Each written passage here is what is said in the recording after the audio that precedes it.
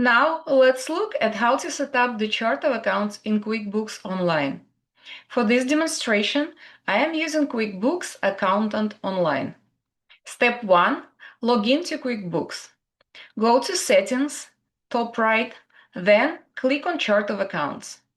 Alternatively, you can go to Transactions in the left side menu and select Chart of Accounts. You will see a list of all existing accounts. Step 2. To add a new account, click the New Account button in the top right corner. A form will appear. We will add a new account called Deferred Revenue. If you are not familiar with deferred revenue, watch my video. I am posting the link here and in the description below. First, type the account name Deferred Revenue. Choose the account type Other Current Liabilities. Then choose the detail type Deferred Revenue. Step 3. Enable account numbers.